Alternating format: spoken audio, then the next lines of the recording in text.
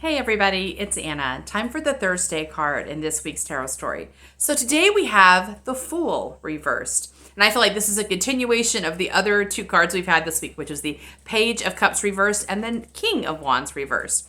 The Fool is the magical wild child energy of the tarot. It's actually the 0 card in the major arcana because it's not part of the journey, it is the journeyer. This is the traveler. This is the intuition that's making its way on the planet. So you can see from the image, the Fool is very enamored of life, looking at the sun, holding a flower, and about to walk off a cliff. And the idea here is the Fool expects itself to be catched. If it's going to swim off a cliff, it expects either the wind to catch it or it to grow wings, right? Because the Fool believes it is unconditionally supported and loved by a magical universe, a magical and powerful universe, and it expects to be cared for.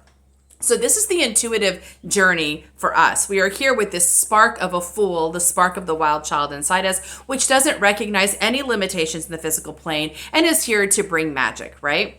But this came to us reversed. And that suggests to me the same thing that's been coming up all week, which is that the mind is in protest. The mind is in protest about some kind of intuitive expansion we're having.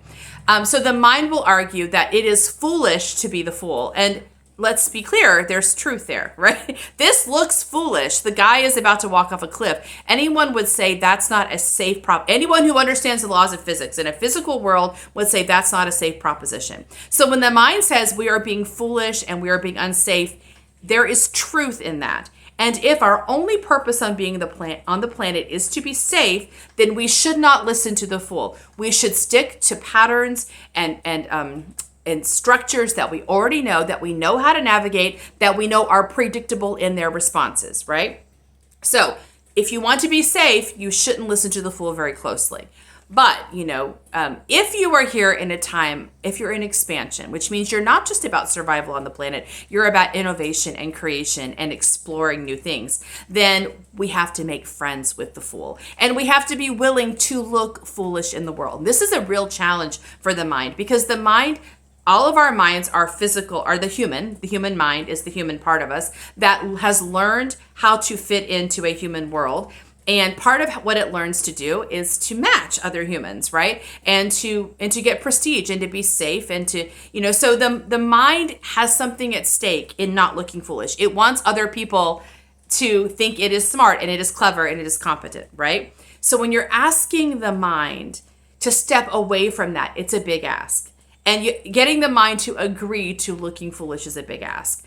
But that's what we have to do when it's time to expand. When we're in the middle of something new breaking open, we have to kind of agree to that magic. And we have to get the mind to also agree. And that means listening to the mind's protest. The last 2 days we've been talking about the mind protesting. It's not safe, it's not smart. We need to use old patterns or use old stories or predict the future, whatever it is. The mind doesn't want us to go into this magical place of expansion. So we have to listen to that and kind of gently unpack it and then also coach the mind into doing something else. Basically, we want the mind to get to the place where it says, it's okay that I look foolish. It's okay that other people don't agree with what I'm doing. It's okay that people don't understand what I'm doing. Because the mind's job is not to appease those people. It is to follow the genius of the intuition. It's to follow the genius of the fool. We are not here to be impressive. We are not here to be safe. We are here to do a particular piece of magic on the planet, and our intuition is going to keep asking for us to do that. The mind's job is to figure out how to partner with that. So if once again, the same conversation we've been having all week is about recognizing where the mind is in protest about following this expansion. Listen to the protest and help the mind understand that your goal is not to be safe or to get along or to match other people. Your goal is to do something spectacular and magical on the planet. And that's the only place we're going to actually be completely contented and happy when we finally agree to that moving forward in authority to our own genius. So that's our card for today. See you tomorrow for our next one. Bye.